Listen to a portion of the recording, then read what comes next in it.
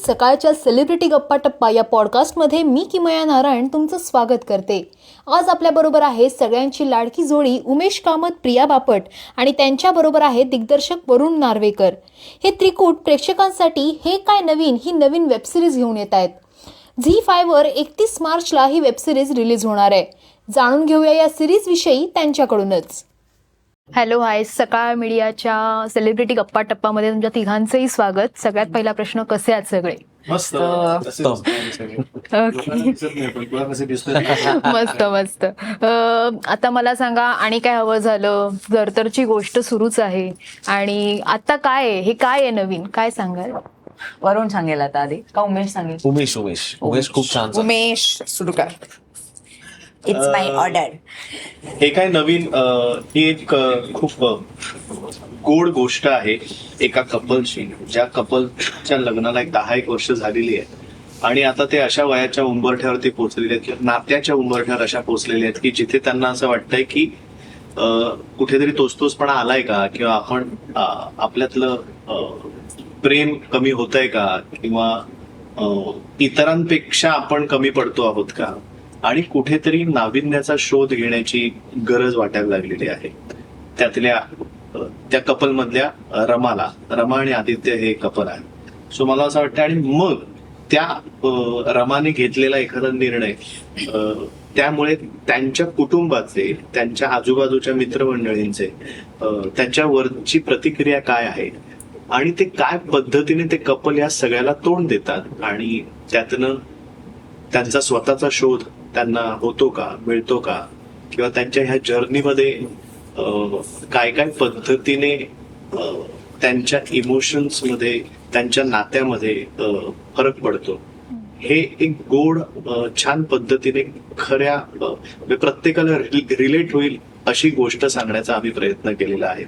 So मला वाटतंय की लग्नाला 10 वर्ष झालेल्या प्रत्येक कपलला, जास्त झालेल्या प्रत्येक कपलला, किंवा आता ते कुठल्याही पिढीतल्या प्रत्येकाला ती गोष्ट आपलीशी वाटेल असं मला प्रामाणिकपणे वाटतं. आणि प्रत्येकाला या गोष्टीतनं काही ना काहीतरी स्वतःचा आरशात स्वतःला बघितल्यासारखं नक्की वाटेल.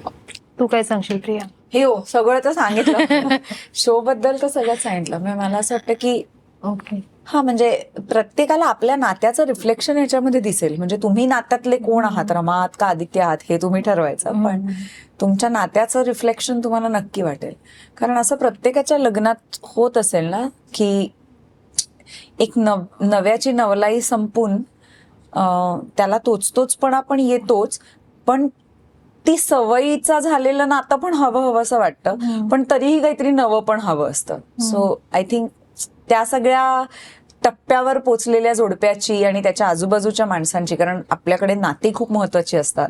आपण ज्या प्रकारच्या मध्यमवर्गीय कुटुंबांमधनं येतो तिथे आपल्या आसपासच्या नात्यांवर पण आपल्या वागण्याचे, विचारांचे, निर्णयाचे परिणाम होत असतात आणि त्यांच्या असण्याचे सुद्धा आपल्या निर्णयावर परिणाम होत असतात. सो आय थिंक हे सगळं कॉम्बिनेशन हे काय नवीन मध्ये आहे. ओके, पण वरुण सर मला सांगा, ही गोष्ट तुम्हाला कशी सुचली आणि तुम्ही तिघं परत एकदा एकत्र काम करताय, सो कसं होतं, कसं वाचन झालं, कशी सुरुवात झाली, काय सांगाल?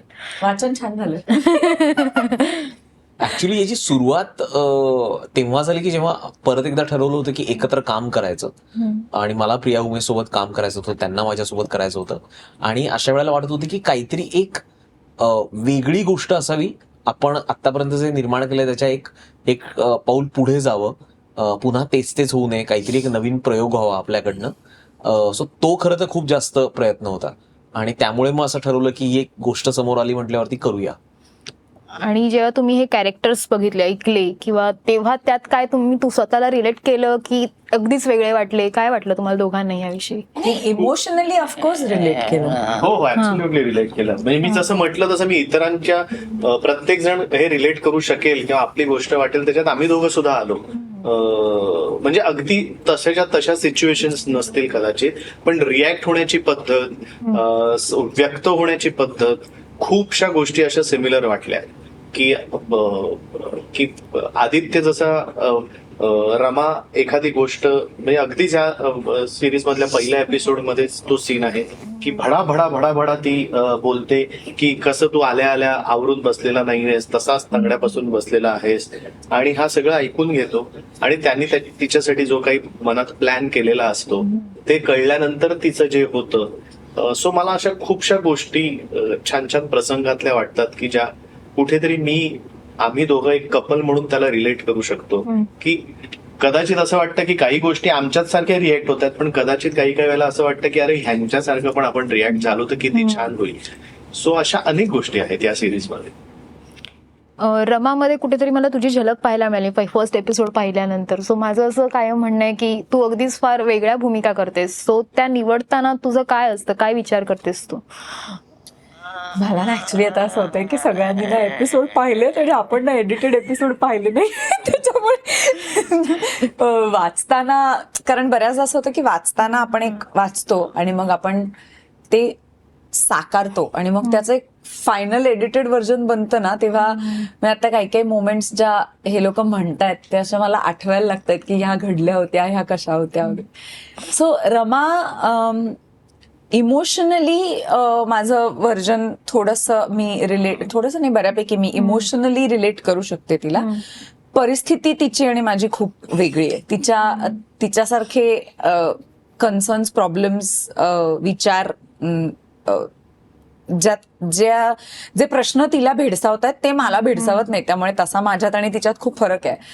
पण सॉरी, मी तुझा विचार म्हणजे करता तू प्रश्न कसं अशी मी रिलेट करू शकते. पण पुढे काय होतं, पण असं ते वेगळ्या तू भूमिका निवडतेस तेव्हा तुझा विचार काय असतो की का, म्हणजे कसं तू त्या गोष्टींकडे बघतेस, त्या भूमिकेकडे बघतेस? सो आता अर्थातच ऍक्टर आहात त्यामुळे प्रत्येक भूमिकेमध्ये काहीतरी चॅलेंजिंग किंवा वेगळं किंवा नवं काहीतरी सापडवायला हवं असतं, हे तर आहेच. पण त्याही पलीकडे मला कधी कधी असं जाऊन वाटतं की जे बेसिकली हे काय नवीनच्या बाबतीत आहे ते म्हणजे की प्रत्येक वेळेला काहीतरी आउट ऑफ द बॉक्स, काहीतरी क्रिमिनल आणि थ्रिलरच ड्रामा पाहिजे अशातला काही गरज नाहीये.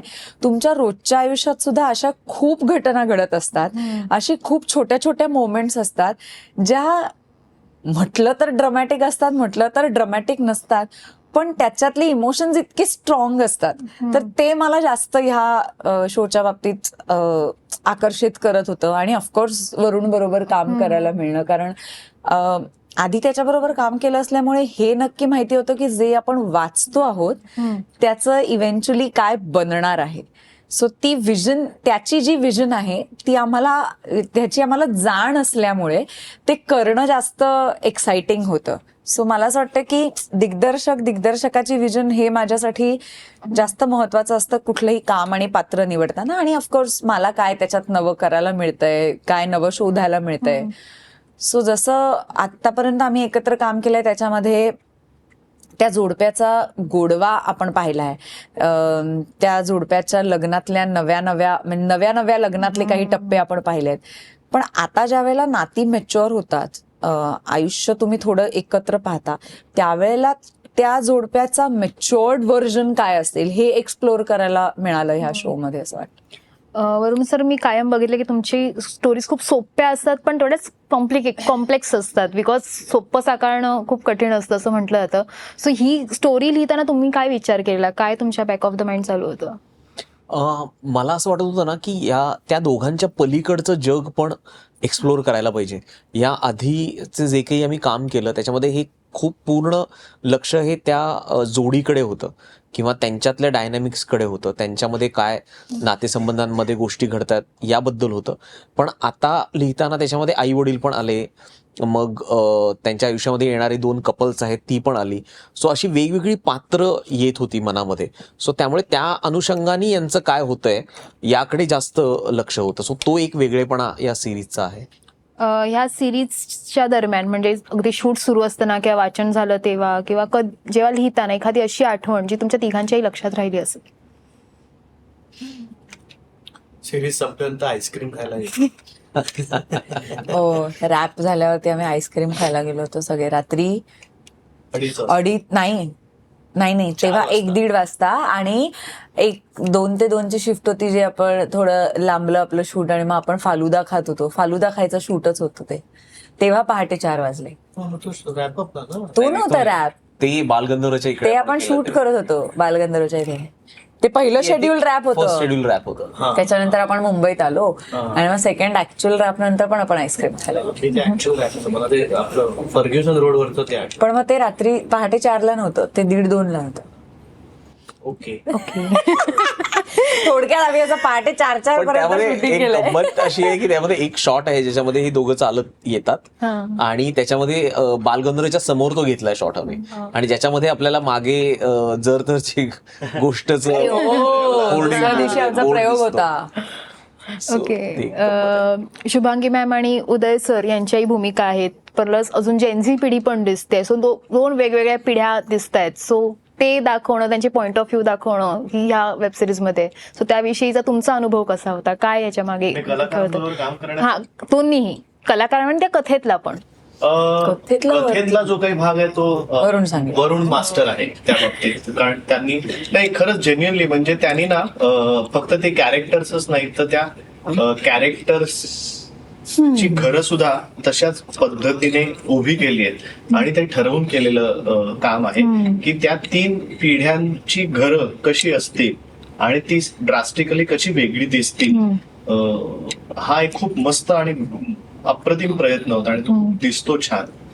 सो माझ्या मते तिथपासनं ते आता ती कॅरेक्टर्स काय बोलतील आणि त्यांचे इमोशन्स आणि त्यांचे विचार काय असतील ह्याच्यातही तितकाच ड्रास्टिक फरक त्यांनी दाखवलेला आहे. सो त्याचं सगळं क्रेडिट लेखक म्हणून वरुणला जातं. आता राहिला प्रश्न कलाकार म्हणून काम करण्याचा, तर शुभांगीताईंबरोबर मी एका सिरियल मध्ये काम केलं होतं, त्यामुळे माझ्या त्या अत्यंत लाडक्या सहकलाकार आहेत.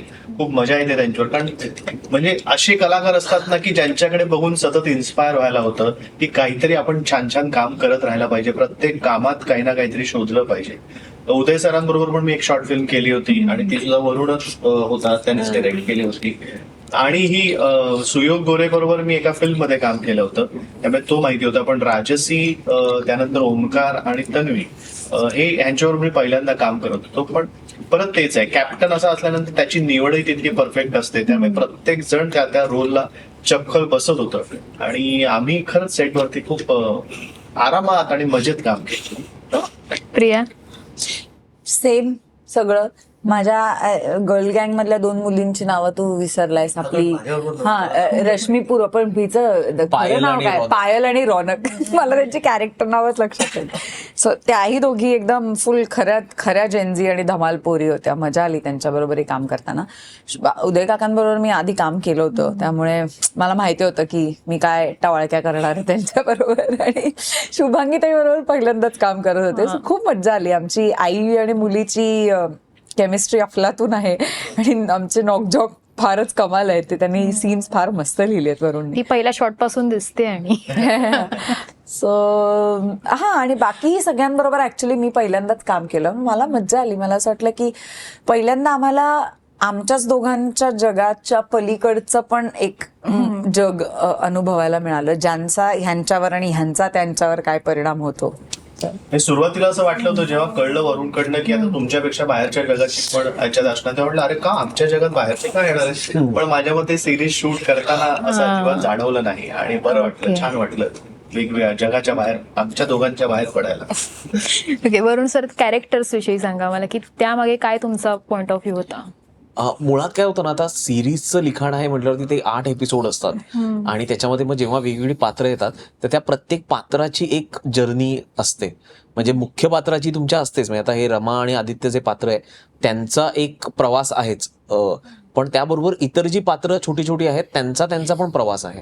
आणि तो एक उलगडून दाखवायला की सुरुवातीच्या जेव्हा ते पात्राची ओळख झाली तेव्हा ते इमोशनली कुठल्या फेजमध्ये होतं पात्र, आणि सगळ्यात सिरीज संपते तेव्हा ते इमोशनली कुठल्या फेजमध्ये आहे हे दाखवणं एक लेखक दिग्दर्शक म्हणून खूप इंटरेस्टिंग वाटतं. सो या सिरीजमध्ये तो जास्त प्रयत्न केला. ओके, आता हा लास्ट क्वेश्चन मग रॅपिड फायर की एक गोष्ट जी तुम्ही एकमेकांना अजिबात सांगितलेली नाही अजिबात आतापर्यंत, ती कॉम्प्लिमेंट असू शकते, कंप्लेंट असू शकते, काही असू. एकाला सांगितलं तर चालेल, दोघांपैकी तुम्ही कोणाला सांगा एकाला ओके, आणि ह्यांनी एकमेकांना सांगायचं. आता प्रिया चिडेल पण मी उमेशला सांगू शकतो की मला खूप असं काय बघ माझी की कॅमेरा ना, मला असं वाटतं की उमेशचं क्राफ्ट जस्टिफाय नाही करत. उमेश आणि म्हणजे तो करायला पाहिजे. उमेश जितका स्टेजवरती असतो ना, म्हणजे तो अफलातून असतो. म्हणजे तिथे त्याचा क्राफ्ट म्हणजे खरी काय आर्टिस्ट म्हणून, म्हणजे प्रत्यक्ष एखादं चित्र आपण मोबाईलवरती बघणं किंवा हे असणं, पण ते प्रत्यक्ष पाहण्यामध्ये जी गंमत असते, ते रंग तुम्हाला दिसत असतात किंवा चित्रकारांनी कसं ते पेंट केलं हे तुम्हाला त्याचे स्ट्रोक कळू शकतात. तर तसं मला खूप असं वाटतं की अजून तितकं कॅमेरावरचं काम उमेशला सादर करण्याची संधी मिळाली नाहीये, माझ्याकडनं पण मिळाली नाहीये. पण तो स्टेजवरती जे असतो ना, तो अफलातून असतो. म्हणजे तो तिथे क्राफ्ट आहे. वाट बघतोय मी, कधी तू मी का सिनेमा- चिडेन ह्याच्यात असं म्हणणं. कारण माझं- completely agree with what your saying. Correct. मला असं तुझ्याबद्दल सांगायला काही नाहीये म्हणून. तुम्ही दोघं एकमेकांना काय सांगाल? कंप्लेंट, कॉम्प्लिमेंट, काहीही? असं काय आता इतक्या वर्षात असं काही राहिलं असं वाटतंय की जे आम्ही सांगितलं नसेल एकमेकांना. आमच्यात तर असं कॉम्प्लिमेंट काही सुद्धा नाही. असेल आणि कॉम्प्लिमेंट सुद्धा असेल. I love you, good night. हे कधीच बोललो नाही का आपण. आता तरी बोलून टाकूया. पुढचं मला माहित नाही. बऱ्यापैकी माहित नाही का, आम्ही एरवीच कॉम्प्लिमेंट पण द्यायची असतील तर आम्ही देतो. हा, वेळच्या वेळी देतो. कंप्लेंट करायची असेल तर ती आधी करतो. ते वाटतं प्रत्येक कपलमध्ये असतं. हा. म्हणजे अगदी नवीन नवीन झालं असेल तर कदाचित राहिलेलं असू शकतात. इतक्या वर्षानंतर काय राहिलं असं वाटतं. काय नाही. नाही. ओके, रॅपिड फायर तुमच्या दोघांसाठी आहे. एकमेकांबद्दल एकमेकांची अशी कोणती सवय आहे जी तुम्हाला खूप आवडते? तिचं किती ती रागावली असेल किंवा चिडली असेल, रडत असेल, रुसलेली असेल, फुगलेली असेल, तरी फार लवकर ती वितळते आणि पटकन जवळ येते. ती मला तिची गोष्ट फार आवडते. प्रिया? मला मी आधीही म्हटलं ऍक्च्युली, मला ती it's a great quality to have. He is an amazing listener. म्हणजे पेशन्स तर त्याच्यात आहेच, ऐकण्याचा पण आहे खूप. पण तुम्हाला माहिती असतं, जेव्हा तुम्ही तुमचं मन त्याच्याकडे मोकळं करत असता तेव्हा तो ऑब्जेक्टिव्हली आणि नॉन जजमेंटली तुमचं ऐकत असतो, आणि जे खूप महत्वाचं असतं. युजली असं होत नाही. माझं स्वतःच सुद्धा होत नाही असं. तो बोलायला लागला की आधी माझी प्रोसेस सुरू होऊन विचार आणि वाक्य सुरू होतात, तसं नाही होत. तुमच्या दोघांमध्ये, तुम्ही दोघंही फिटनेस बाबत जागरूक आहात, पण तरी तुमच्या दोघांमध्ये फिटनेस फ्रीक कोण आहे? दोघंही होत, इक्वल होत. ओके. तुमच्या दोघांमध्ये अर्थात फिटनेस आहे, पण तरी गोड खाल्ल्याशिवाय ज्याचा दिवस जात नाही असं कोण माझं आहे? जास्त. मी आता खूप कंट्रोल केलंय, खूपच जास्त. म्हणजे आमचा सौरभ कापडे सांगू शकेल मी किती कंट्रोल केलंय ते, पण माझाच. ओके. तुमच्या दोघांमध्ये असं कोण आहे, कारण का हे कपलमध्ये होतं, अनुभवावरून सांगते, की एकाच रंगाचे कपडे खूप आहेत तरी ती व्यक्ती त्याच रंगाच्या कपड्यांची शॉपिंग करते. उमेश पांढरा खूप सतत, फक्त जाऊन पांढरे कपडे घेतो तो. आवडतात मला पहिले दिसतात ते. आणि मला तो ते गेला चांगलं दुकानात की पहिले पांढरेच उचलतो, आणि मला वाटतं हे कसं आहे. हा कसा आहे रंग? ओके. घरात सगळ्यात जास्त पसारा कोण करतं? मी. प्रश्न तुला आधीच कळला आणि तुला माहिती आहे याची उत्तरं काय, तरी तू मुद्दाम विचारते. आणि तुमच्या दोघांमध्ये उत्तम सल्लागार कोण आहे? उमेश. सल्लागार उमेश. कुठल्या गोष्टीच्या बाबतीत? सगळ्याच बाबतीत. अनेक गोष्टी मोस्टली तू, काही गोष्टीत मी. स्वयंपाकखोलीतले अनेक पदार्थांचे सल्ले तूच सांगते. स्वयंपाक. चल, लेट्स टेक 70-30. मी 30%, तो 70%. Okay. Thank you so much for interview. Thank you so much. Thank you so much. Thank you.